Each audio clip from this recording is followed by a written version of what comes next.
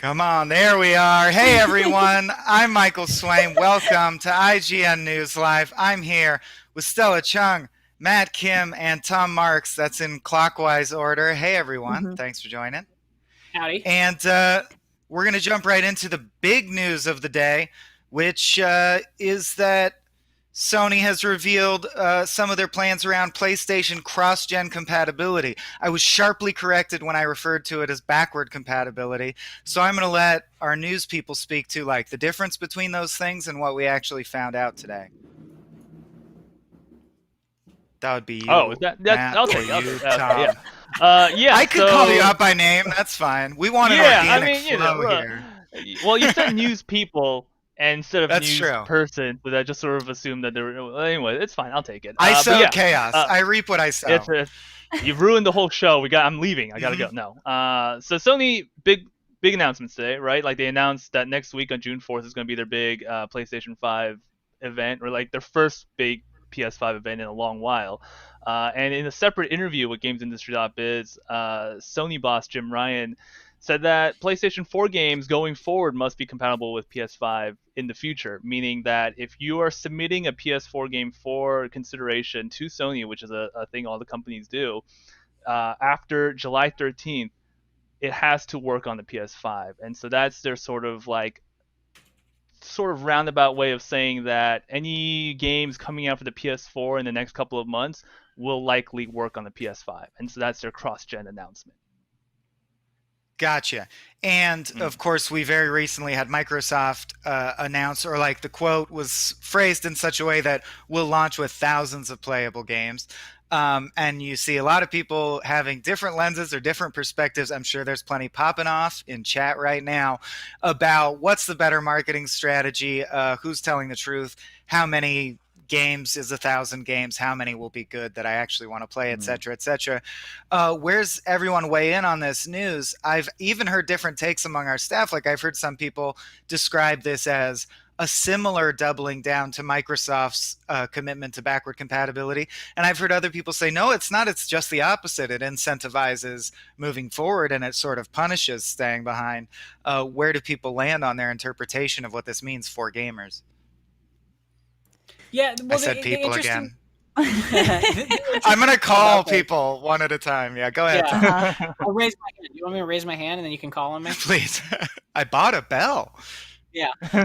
No, so the interesting thing here is there's sort of two different sides to this, right? Which is they want to commit to making PS4 games run on PS5 so that if you buy something this gen and then buy into the next gen, you'll still have those games. It's not like if you buy a game right before the PS5 comes out, it's like, oh, I have to play this on the old system, which I think is great and makes a ton of sense and is kind of only good for players, right? That's just an awesome feature. The other side of it is that they're saying the games made for PS5, we're not interested in making PS4 versions of those, which is disappointing because it means that you have to buy into the next gen to get that next level of things. But ultimately, I think it's actually a really good thing because basically the point of that is saying we don't want PS5 games to be limited by what the last generation could do, which I think is really heads up of them and really it's annoying and a pain point for people who don't immediately want to buy into the next gen right now, but it is only kind of a good thing for the people who want to do that. So I can definitely see people kind of going both ways on that part of it. The idea of PS4 games are just going to run on your PS5, or they're going to try to make that happen in a similar way that Microsoft said for the thousands of games coming to Series X. I'm all for that part as well.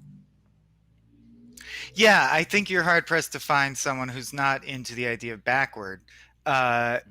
Although I'll be honest, me personally, I never thought of it in that regard. Of course, that therefore limits the designers are actually developing to sort of a portable ceiling. Although we should note the detail that even though, as you said, what's it called? Submission and the game's release are very different, and the submission process is long. We have had confirmation that the two biggest titles, Ghost of Tsushima and Last of Us Part 2, also are going through this vetting system. So they will run on your PS5 if you buy the PS4 version. So, Jim okay, so Ryan, if you yeah, have the go ahead, Stella, PS4, please. so if you have the PS4 and you buy that game on the PS4, that'll automatically be counted to your account on the PS5? Is that what that's saying? Mm-hmm. I don't Oh. know if we No, know well, they that haven't yet. announced I it don't yet. think we know that Yeah. for sure. No. Oh, okay. No. Because I think It's that would just make a submission process. huge, that would make a Yeah. huge, like, that would be the big decision maker for me. Mhm. Yeah. As far as whether to hold on or just buy them launch day. And yeah, that's what- like buy them with the PS5, because, you know, Right. if you What is can't the name of transfer it? it over, then. Well, yeah, that's the logic, right? That's how they sell the machine. The Series X has a name, like a branded name for it that I can't. What is it's like instant something? I can't remember what the name of it is, but they're doing that, right? They've committed to that. for a Smart lot of games. delivery, I think. Smart delivery. Smart Thank you. delivery, Thank you. Yeah.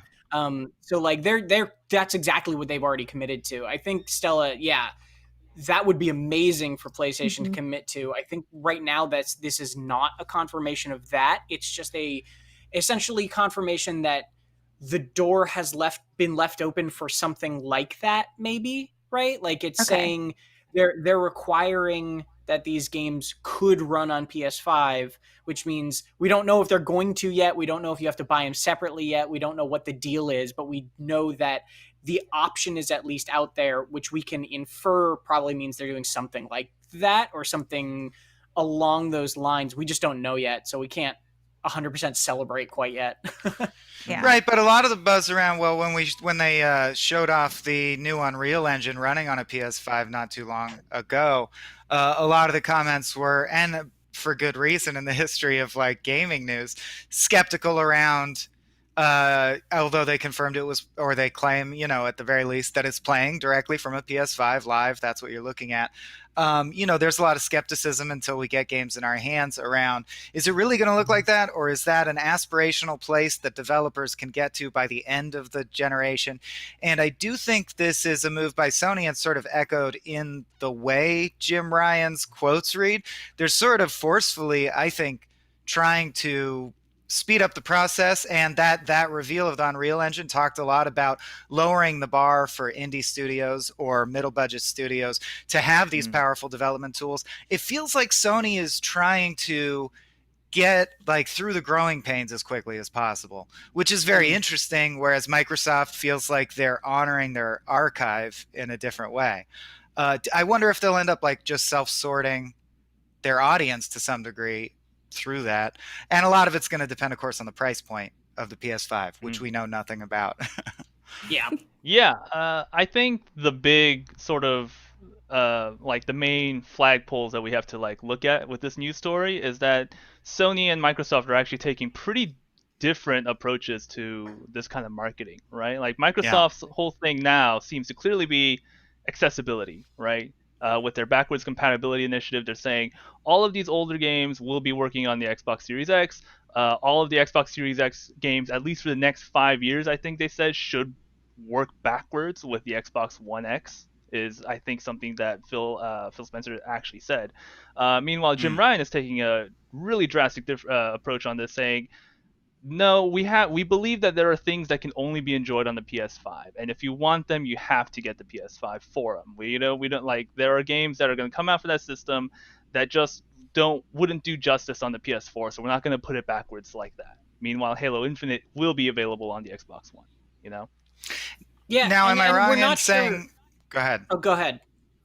Okay, well, from a purely technical standpoint in the box, am I incorrect in saying that the Xbox Series X beats it on specs? And I understand that that's not a meaningful metric in all ways about what the games will be like. But it's interesting to me that Microsoft would go for more of the archival, be in our ecosystem. It's more of like the box just keeps you up to speed with the flow of what we're doing. And Sony, who are going to have the higher price point, I would imagine, are sort of casting it as like, he said, like, quote, we do believe in generations, whether it's the DualSense controller, 3D audio, whether it's the multiple ways the SSD can be used. So it's like, if you can't afford it, you can't afford it. We're next gen now. We're next gen. And I've seen comments definitely on both sides. So I think it's sort of a marketing sorting strategy. Nixter on our site said, "Good news to hear. If we're going to get to next gen, let's get to next gen." And then Styles T said, "But here come the remasters." And I think that encapsulates very well the two philosophies and how both can have positives and negatives. And it will be really interesting to see how that plays out, because it never occurred to me that Xbox focusing so hard on backward compatibility may, force developers to design with limitations in mind. And will we see those limitations in the final products? Will we feel them? And it's worth pointing out too that like it's not going to be limitations to the degree of like you'll be disappointed by Xbox Series X games, right? Sure. Like there have been games for decades that run on modern PCs and 6-year-old PCs at different specs or at different settings, or all these sorts of different things that developers can do to make it work on both an older machine and a newer machine and still feel like a modern game. So like it's not like the Series X is going to feel old as a result of that. But yeah, it is really, I think, Matt, you hit the nail on the head, man, where it's like they're just going about this different ways, right? Like they're planting their flags into two very different pieces of ground. And that can also be seen in like the controller designs, where you look at the Xbox Series X controller and you'd like have to double take to be like, okay, what's new about this, right? Like at least on the surface, it looks identical. Mm-hmm. And then Sony is like, no, we're not going to do that. This is a new thing. This is a next thing. It's going to look different. It's going to be different. And outside of the logo. Yes, outside of the logo. But yeah, like I think that they are very much taking different tactics with this generation. And it's going to be really interesting to see it play out. Mm-hmm. Especially as someone who is obliged to purchase both as soon as they're available. Which I will do. Okay, let's move on. But I realize I sort of misordered the doc, so let's skip the next story on the doc, fellow players, and come back to it, because I want to sort of just stay in PlayStation land.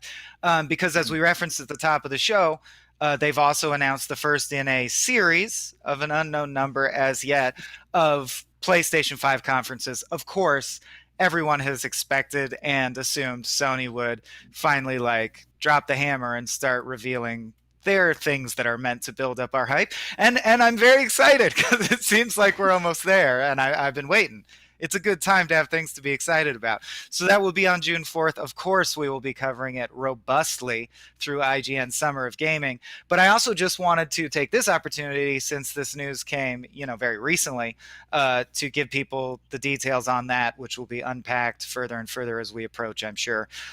So Jim Ryan, same guy we referenced before. What is his title? CEO of PlayStation? PlayStation, yep. Does anyone know? All right, CEO of PlayStation. Yep. That's fair to say. Speaking of BBC, boss. PlayStation boss. PS boss.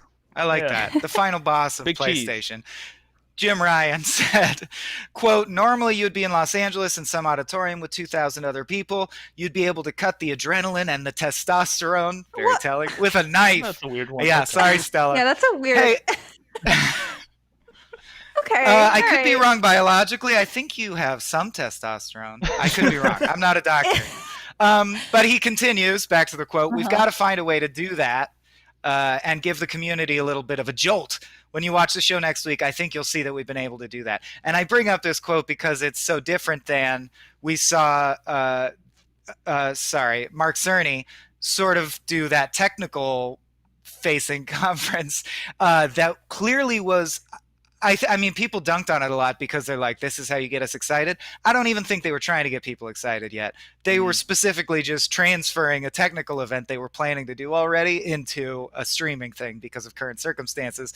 Now, if you got the CEO saying stuff like, "We want to cut the adrenaline with a knife, with a knife, we're ready to give you a jolt," this is where we're going to start getting the juicy tidbits that gamers actually really care about, I think. It's begun. The waterfall of gameplay videos and teasers and announcements is due, and I'm just very excited. So look out for that. Before we dig into that a little bit too, what's super interesting to me about this is the timing of it and the phrasing of that, besides the weird testosterone comment, which we don't have to dig into. Specifically the timing and the phrasing of it, because Sony messed up. Okay. Messed up. Sony 2 years ago, Sony loves these big boisterous E3 conferences. Like 2 years ago, they did that thing where they put everyone in that barn from The Last of Us 2 trailer that they didn't show it off, and they had people like playing music on stage, and like they went over the top with it. And then last year, they're gone. They're not there at all. They have nothing. And then this year, we get an event that they're saying is going to replicate that feeling literally at the same time as it would have been if we had E3 this year. Whereas Microsoft's transition to like every month we're doing a thing, Nintendo had to delay out of that month. But Sony suddenly is like, you know what? We like this spot and we're going to stick with it and we're going to go back to being a big deal in it. And like, that's so interesting to me. Like, it's just I can't imagine the conversations that went into that, because it's so weird and like unexpected for me. I feel like they would have just done their own thing. I'm new enough here that I didn't know they skipped last year. That blows my mind to think about what the marketing strategy is behind skipping one. Yeah, that seems so odd. So, Tom, are you saying that they were almost like pressured into it? No, I don't think they were pressured. I just like I don't think I'm saying anything intelligent at all, to be honest. Like, I think it's fascinating. Comments are backing you up. That's good to see. God. No, like I don't think I like am commenting on it one way or another. I think it's literally just like it's a very interesting, fascinating thing to me that they would literally stick with the first week of June again, despite there being absolutely no need for them to do that right now. Mm-hmm. I mean, they've been on the back foot a little bit though in terms of announcements, right? Like the last major other Unreal Engine 5, PS5 tie-in aside, the last major PS5 reveal was the Mark Cerny talk, and I think that while they were under no pressure to do it in the same E3 week this year, I kind of think they were also. Like if they waited until August, I think that would have been too late, Yeah.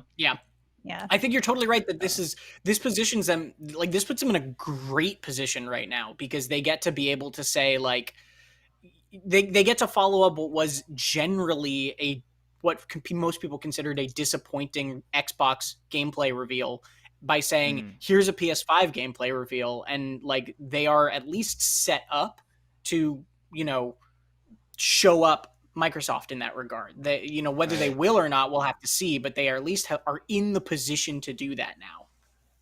So putting on my conspiracy goggles, do you think that influenced that? Like, do you think there's any chance they moved it up or recommitted to the date upon seeing an opening to like trump Microsoft or steal their thunder, or these things decided too far in advance for that? I think that the first week of June has been their plan for months, and the Xbox conference, I like, these things take so long to plan, right. I wouldn't be surprised if the reason they're sticking with this is just because they were gonna do it around E3 anyway, and they had it already scheduled, right? I don't think it's a response. Right. I think it's really an interesting timing. Mm-hmm. One thing I also think go ahead. No, please. Well, when I was reading Ryan's comments, and Tom makes a great point. It's like he says 2,000, in an auditorium in LA with 2,000 other people.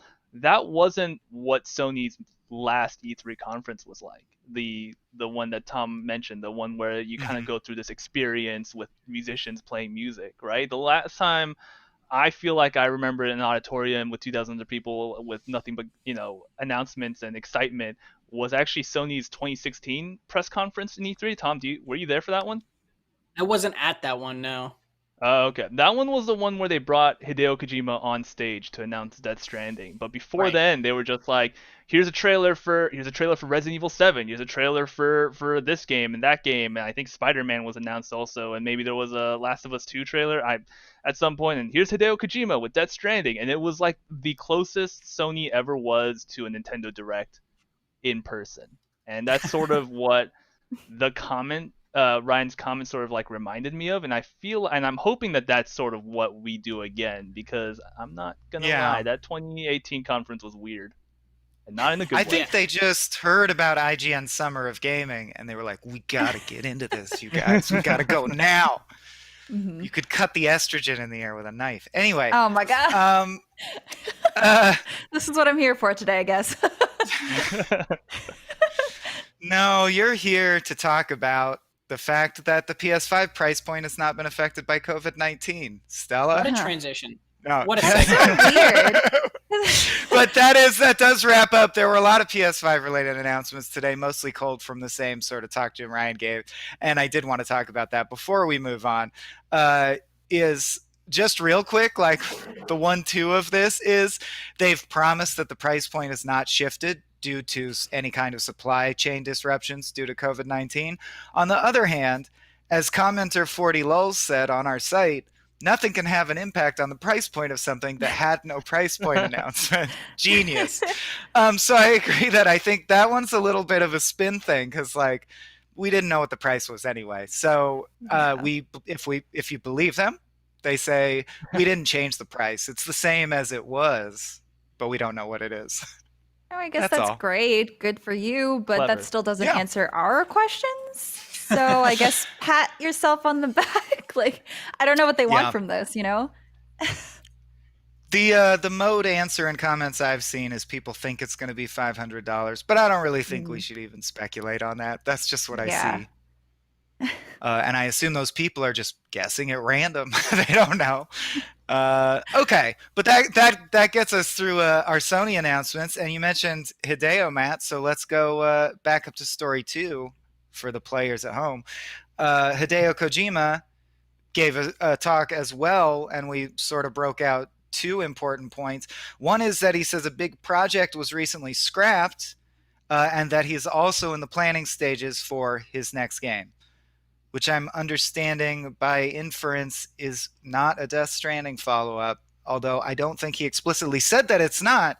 His language, which of course is translated as well, also just seems to imply that it's not a Death Stranding follow-up. Am I way off base there? What do other people think about these quotes? He's making a game. Yeah. Great. See, you're a responsible newsman.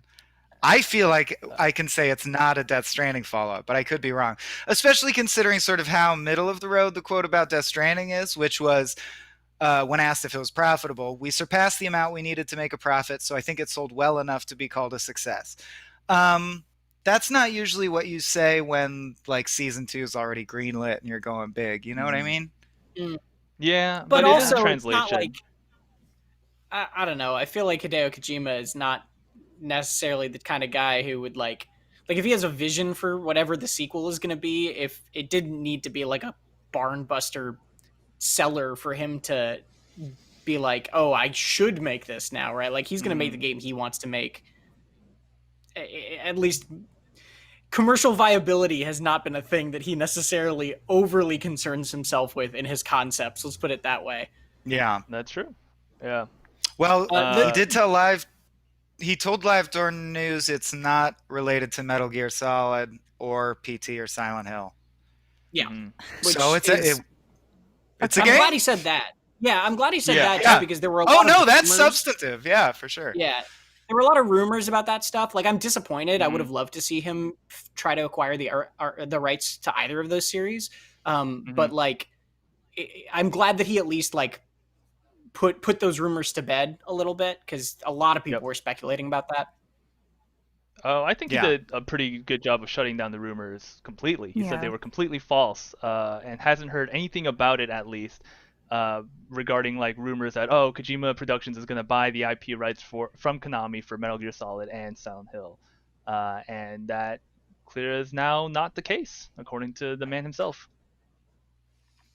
Yeah, and you see a lot of people in comments wondering why Sony didn't snap him up since Death Stranding was made in conjunction with them. But, you know, he's a free spirit. He's mercurial. I think Kojima's going to go where he wants and do what he wants, which is Yeah. cool. It's cool to have an auteur in gaming. I know we arguably have a couple, but you've got dozens in film. I just like when a game developer actually rises to the level of being an auteur.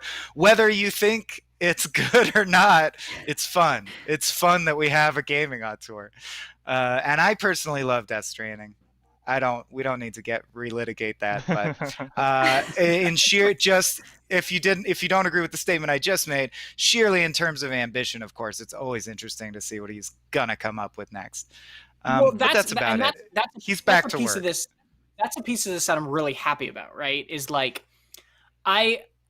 I am, like you said, no matter what you thought of Death Stranding, no matter what any of that, I'm happy that that the game was successful enough for them to keep making stuff, because like you said, they're doing weird and cool things, and they're doing ambitious things, and it's I'm glad that that force is still going to be in this world, and that like the strangeness of that game did not suffocate the ability for them to make more cool weird games. That said, I'm also kind of glad that it's like, this is maybe a hot take, but like I'm kind of glad that it wasn't like a blockbuster financial success that tells them to just make that exact game again, because like I do think there were problems with that game, and I do think that they would Kojima Productions would benefit from a little bit more like think about what they're making a little bit more like carefully in terms of like how people are going to engage with it and how people are going to engage with it long term. I know that's like a weird thing to say, but like I'm glad that they're making games still, but I'm also glad that maybe they have to like think a little bit harder about like how much does this appeal to someone, which I know I just advocated for. I'm glad he can just do what he wants, but like I think it's a tightrope of a thing to walk, No, and yeah. I hope they're just thinking about it a little more. I think it makes sense Stella, because because this game didn't appeal to everyone, right? Like it was first advertised and people had no idea what it was about. And then even after it came out, it took me like 5 guides to read through the story and be like, okay, I think I kind of understand what's going on. But as someone who's really inspired and motivated by story games, I was not interested in this at all.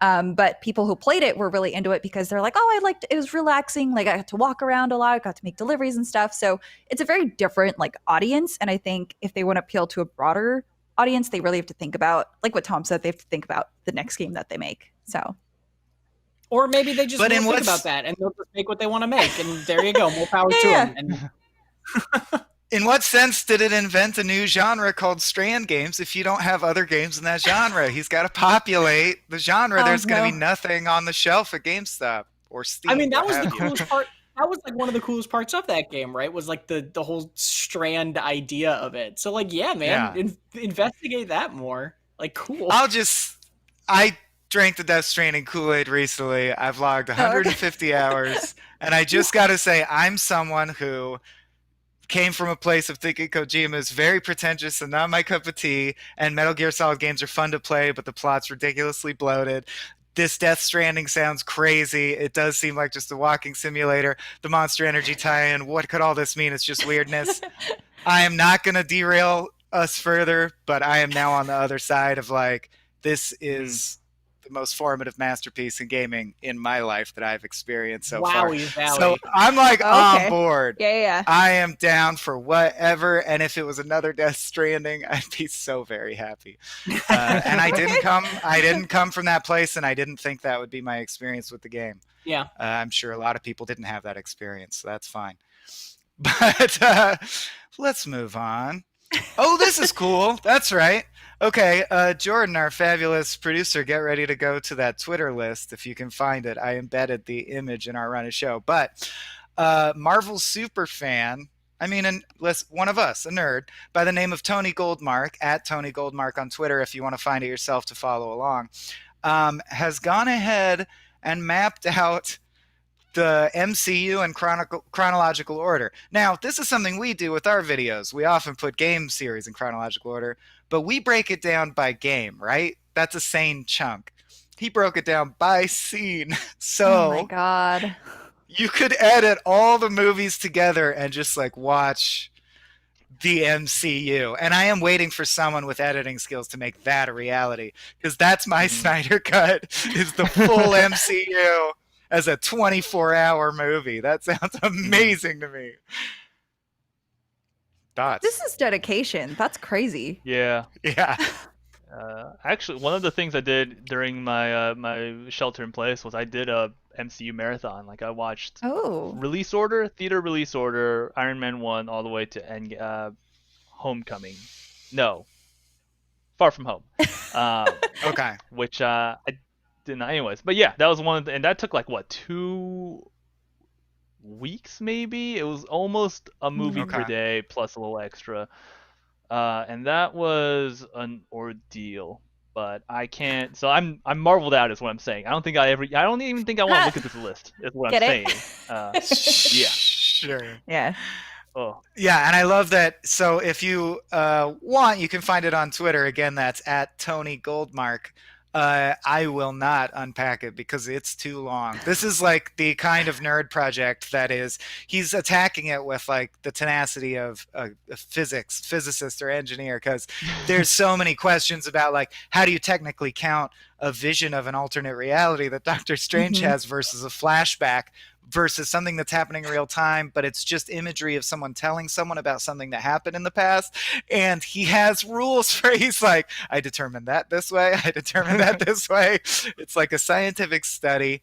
And as far as I could find, no one has yet cut it together, but the list exists. This is just, it's so impressive. Like, I don't know, Matt, you just said that you did a whole marathon. How long do you think this would have taken to like take notes, to piece things all together?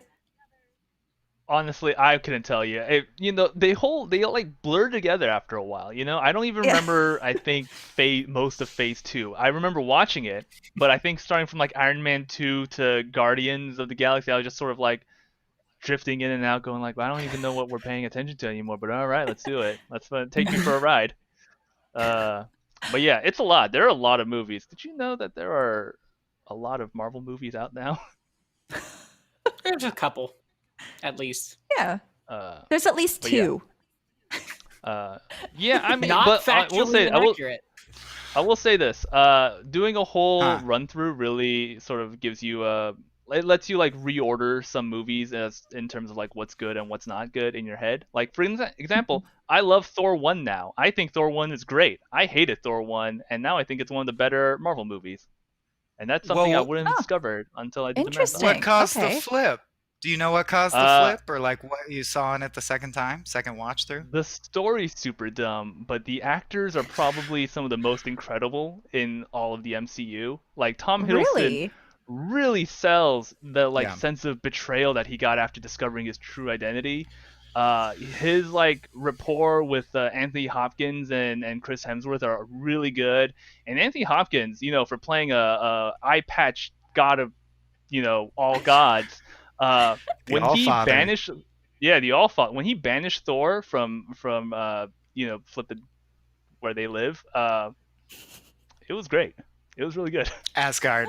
Asgard. Sir. Thank you. I kept thinking Valhalla in my head, and I'm like, no, Valhalla is where they go when they die, and I couldn't remember the actual. What I don't get, Norse mythology is like the new zombies, because I'm like, at this point, between God of War, Senua's Sacrifice, Thor, there's one other big franchise that's escaping my like, you better know your Norse mythology. Assassin's Creed, you gotta know it. Yeah, Valhalla, there you go.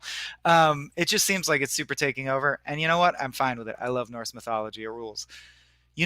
Odin once fed his eyeballs to wolves so that he could see through the eyes of the wolves wherever they went, and crows, I think, as well. What? I think it was crows. Weird. Yeah, it's pretty messed up. Well, I just did our video where we have a Senua's Sacrifice story, condensed, like, in case you missed it, because Senua's Saga is coming out, and I just wrote that, and it's very dense with the Norse mythology, and it's like when you read the old Grimm's fairy tales, and the real version of Snow White is that everyone ate each other and and burned alive. It's so messed up. Like they really are grim. Yeah, Norse mythology is like, the icicle fell into their heart, and their heart ripped open, and the blood became your mom and dad. Like, that's where people came from. Cool. It's all stuff like that. It's pretty. It's pretty metal. But all right, moving on from pantheons, mythological pantheons. Let's go to Dishonored. That's right. We got some Dishonored news today, which is tentatively very exciting for me. I'm a big Dishonored fan. Arcane Studios, specifically the co-creative director Dinga Bakaba, or Bakaba, I'm probably saying that wrong, and I apologize for not checking beforehand, but is sort of correcting a previous quote from Arcane's Ricardo Barre, or Bear, I should have done my research, who said in 2018 that Dishonored was, quote, resting for now. And this is actually kind of the first time learning that Dishonored didn't sell well, because I remember it making a big impact on like the zeitgeist and amongst gamers who were into cool new properties and creative games. But then knowing that Arcane then did the game Prey, which I played and thought was very innovative, certainly enough to deserve a franchise, and that's not coming back. I feel like Arcane is having sort of a bit of a rough run, and it's a little undeserved. They're undervalued. Arcane, it's tragic. It's genuinely tragic, because I think Dishonored They're good, 2 right? Dishonored 2 and Prey are two of like the best single player stealthy action games in recent years. Like, they're so good, and neither of those games did well financially, and neither of those games, like, both of those games, which if you play them, you'd be like, this is like, why is this not even, like, why is it even a question that this might not come back? And it's like, well, they're really like fancy made games that probably have a high cost and are apparently not putting out. And it's like, man, that's a bummer, because Dishonored 2 and Prey are great. They're so good. And the world that they created, like, that is so key to the best nerd things. And like, they did it. Yeah. The world of Dishonored is a brand new amalgam of steampunk and fantasy, and it's its own tone, and it's such a good world. Yeah, but they have said they consider the story we played through complete, meaning so the quote is, it's something where we had a story to tell about the Caldwins and the Outsider, and that story is over. So whatever happens, that Dishonored is complete. But it was a bit too much to say we're done with Dishonored, we're never doing Dishonored. So that leaves us open to, life is long, the idea that they could return to the world and tell another story. And for my money, I'd love that. It's just as well. Just as is a big phrase to bandy about, but it's a rich, fresh world to fall into, much like Star Wars. So I would love, much like Star Wars, to see lots of different stories in the world of Dishonored. And yeah, Tom, you said it, like that feeling of blink jumping around incorporated into your stealth was just so awesome in those games.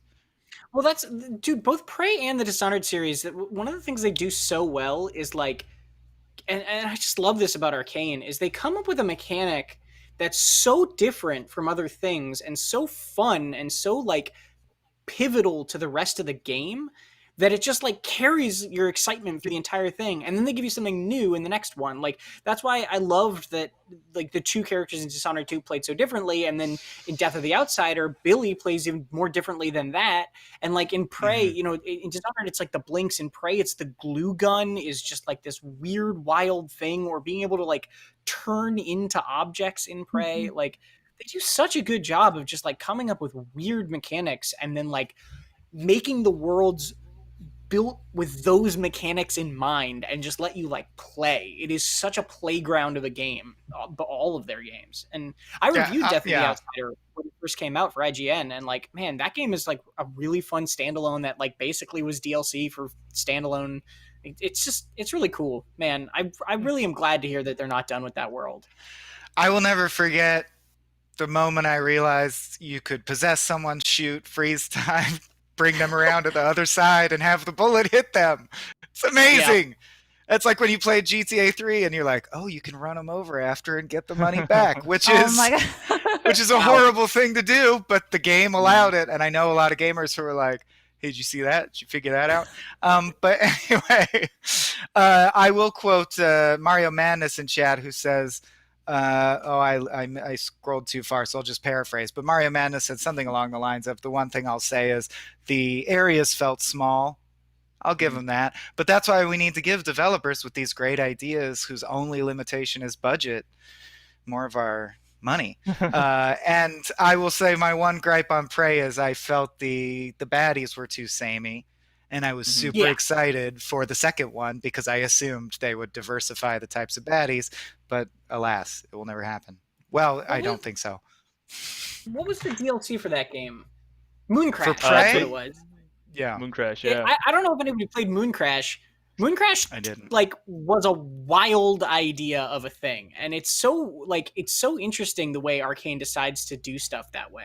Mooncrash turned, and this is like not entirely true, Mooncrash turns Prey into a roguelike. Like Huh. Really? Yeah. Yep. So what it was is it was a story DLC where basically you're put into like this course that randomizes every time, and you have to try to get through it, and there's different like characters you can play through it as basically. And it's more like a roguelite because you're trying to get to the end, right? But it is a randomized version of Prey that you can replay, and every time you play it, it'll be different in a certain way. And then they also attached this multiplayer aspect to that was like basically like, if anybody knows like old like TF2 mods, like prop hunt, right? So it was like a prop hunt mode where some people were aliens that would go be mimics and turn into objects, and then you'd have somebody go and try to find them in the world without getting killed. So like they did a lot. They did a DLC that the Mooncrash DLC pack was like really cool for that game too. And again, just like nobody really like it fell out of the public conversation so quick. Yeah, hopefully they'll find some traction. They helped out with the more recent Wolfenstein titles. Bakaba also said that they consider Arcane, quote, not a studio of one game, and I don't think we ever will be. So they seem pretty dedicated to not running the model that other game studios do, where we got our Call of Duty, we got our Fortnite, everyone buckle in, it's Madden time. They're really into the idea of generating creative and innovative new directions. And from their track record, it seems like both on the story level and the mechanical level, they're good. We've thrown enough shine on Arcane, I think, for one day. Oh, I take it back because this bullet point is key too. It was recently found out that Arcane was working on a Half-Life project called Ravenholm that was canceled. And if you check out, there's a no-clip documentary about that. I just recommend it. The footage is really cool. They're just a collection of very talented people. Yep. All right. Okay. Here's what we got next. Attack on Titan is wrapping up. The final season, they just revealed a single piece of artwork, is my understanding. Someone correct me if I'm wrong. Along with the first teaser trailer. But I, as someone who knows Attack on Titan only from like the premise level and the what it's about generally, but haven't seen more than a couple episodes, I was impressed by the amount of passion in the comments around this single piece of art. So I imagine, like any beloved nerd property, if you knew what all these things were iconic of in this image, it would mean a lot to you. There's a lot going on here. Someone must have seen Attack of the Titan or know about it. Who can speak to this? So I think it's For the that. first season. I stopped watching after like season 2, something like that. I found out the manga's ending and like the whole lore behind it, and I kind of lost interest. But I think the whole thing, like one of the comments on this article from Gaming Devil says, you either die a hero or live long enough to see yourself become a villain. And I think that's referring to the fact that I think that's Eren that you see as a Titan standing above this character. So it's like the people you were rooting for are now in like the positions of being the villains, essentially, is what it looks like. I haven't followed the story since, so I can't attest to that, but I think that's like the big symbol of this picture, which is why people are like freaking out, because it's the original image of Attack on Titan has been switched. Because originally it was a Titan standing over Eren. I think that's his name. It's like a poster of Rey putting on Kylo Ren's helmet, and you're like, that shouldn't be. What is that? Kinda, yeah. I get it. Yeah, a little bit. And that would never be a fake out or anything. I mean, yes, it could be some kind of fake out. I recall the time The Simpsons said that Marge and Homer were getting divorced, and it was a dream. Of course, you're not going to do that. Of course. So things can always be dreams or flashbacks. Dead characters can always come back because you remember them or hear them talk. But I gotta say, I'm pretty mesmerized by this teaser trailer. I'm losing my train of thought. It looks cool. Attack on If Titan's nothing wild. else, the Titans look weird in a disturbing way that I like. Yeah. Well, that's I think true the budget all for the way these from shows are season great.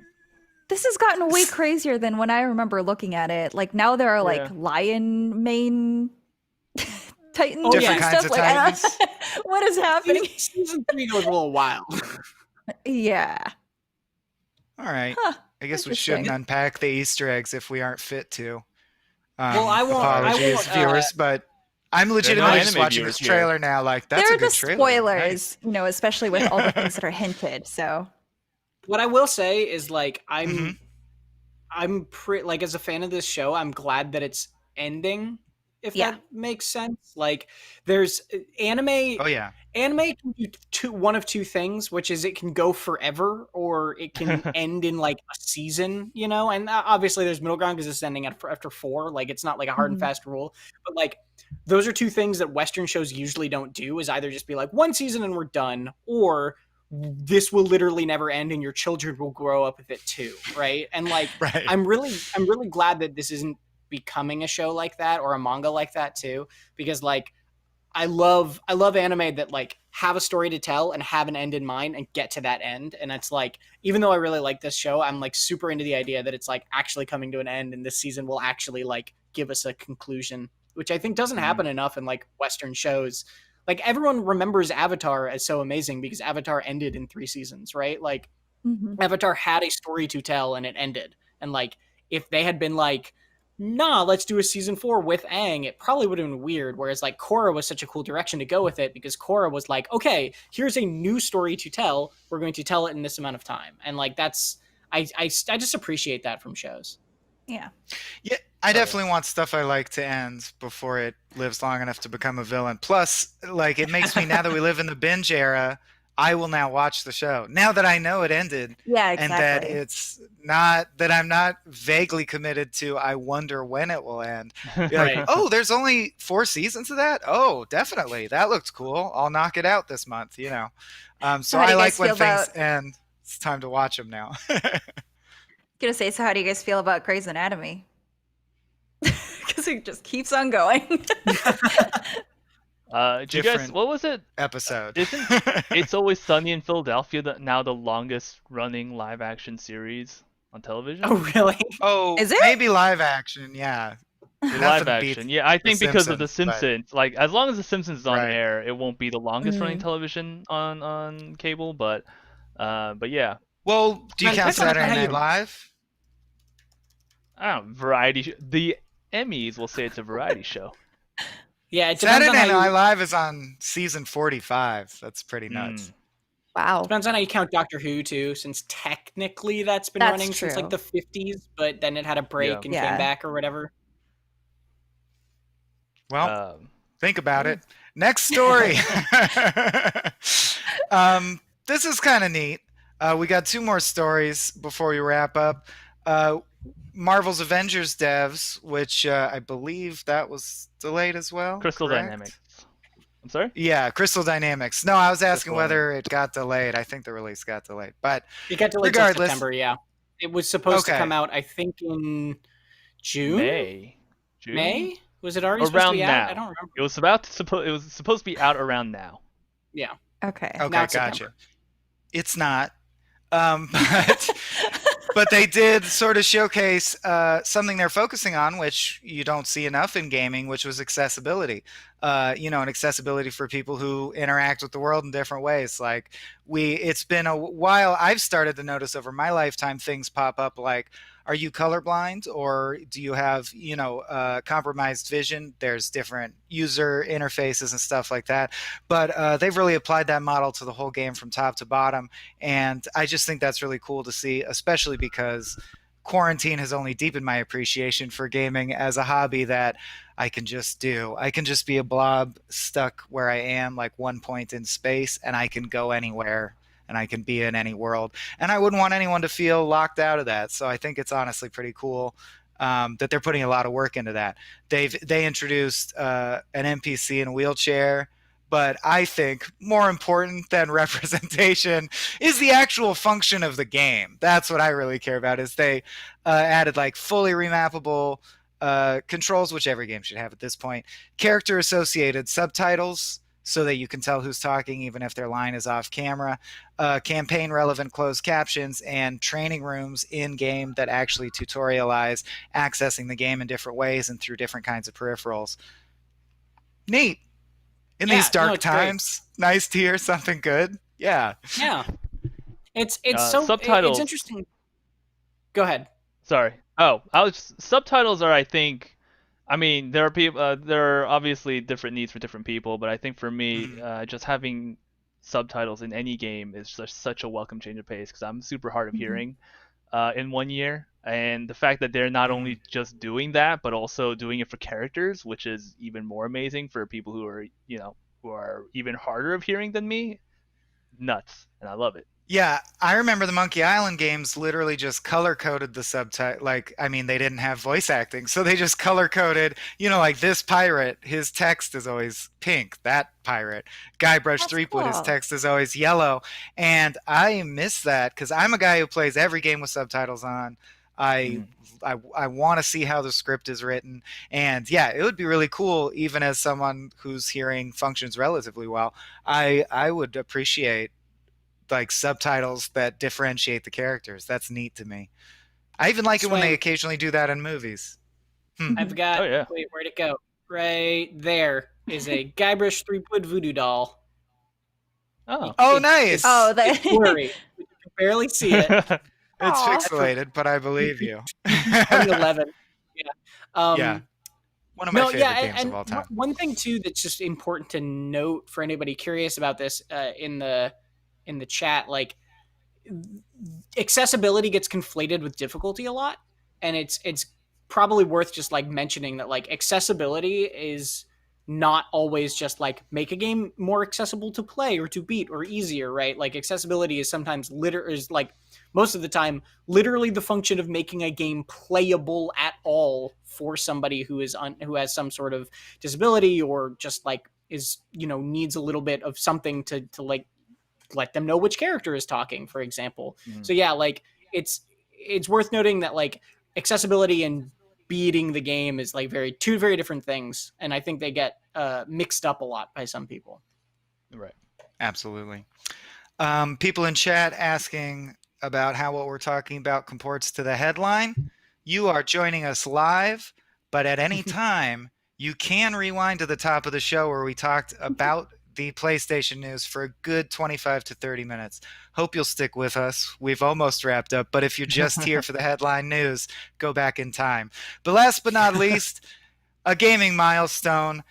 Power Rangers Battle for the Grid will become the first fighting game with crossplay across 5 platforms.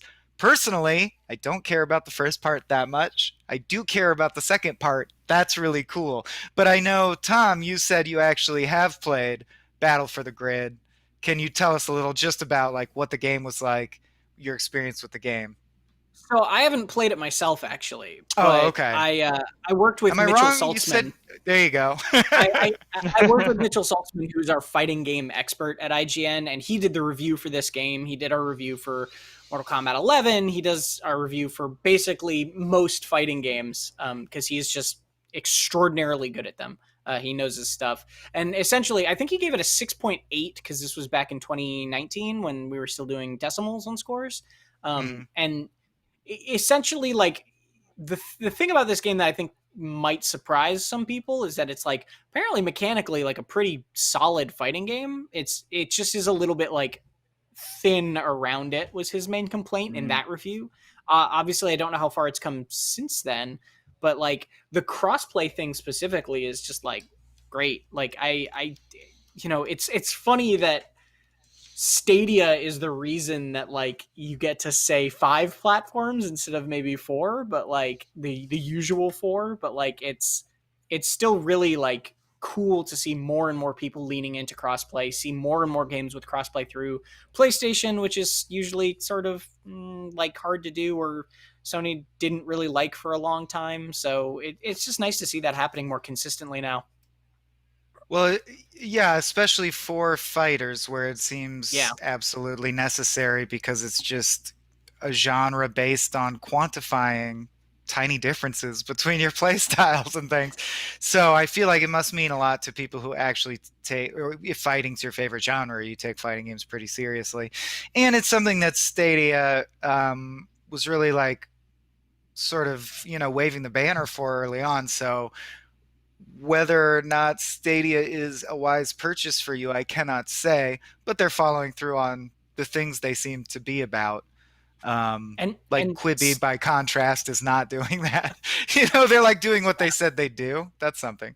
yeah, and Stella, this is something I know you had some experience with recently, is like fighting games are also good for crossplay because the controller difference is like not as pronounced, because like very few people are playing fighting games with mouse and keyboard, and the people who are prefer it that way, right? Like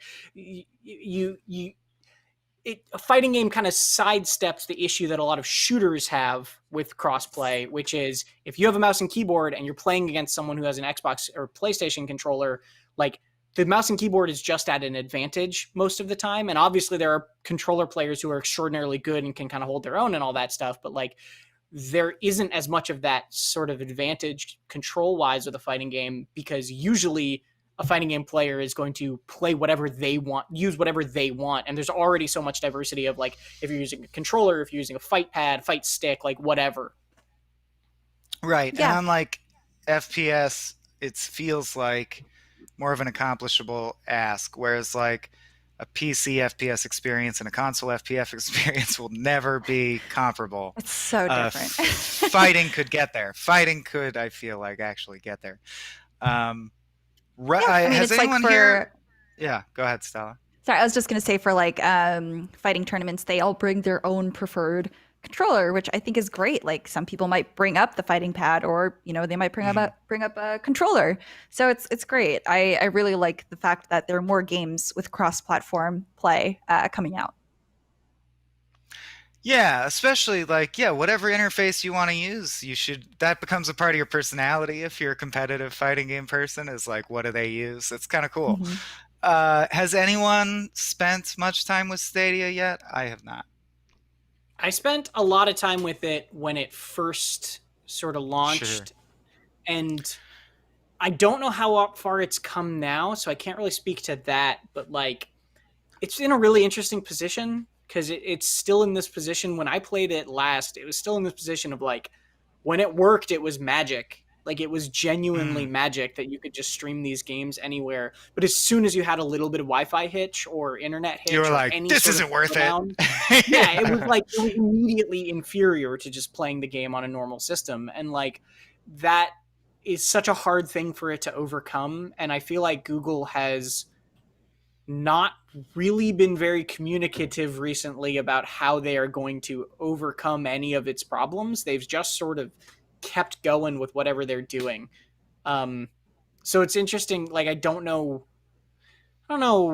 what they need to do to really change public opinion, because public opinion is like the people who are using it are into it, and the people who aren't are probably never going to try it out.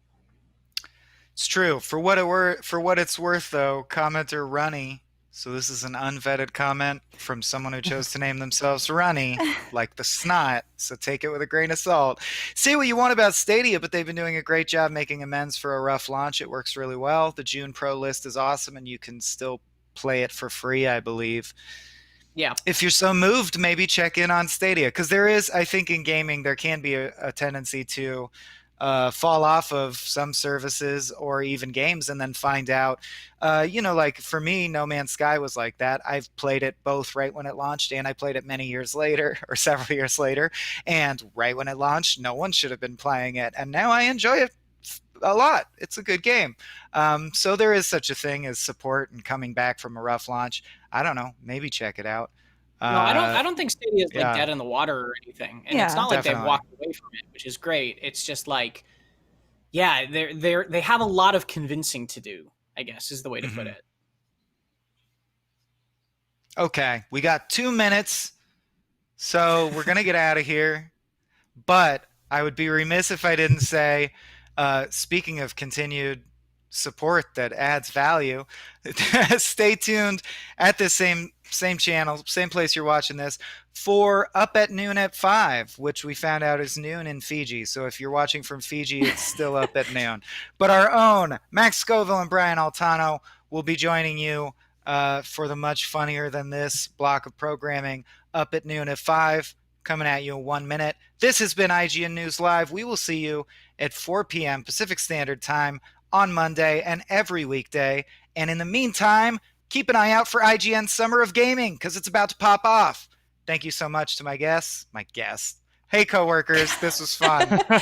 I'm on autopilot mode, man. Anyway, yes. hey, Tom, Stella, we're out of here. Bye, Matt.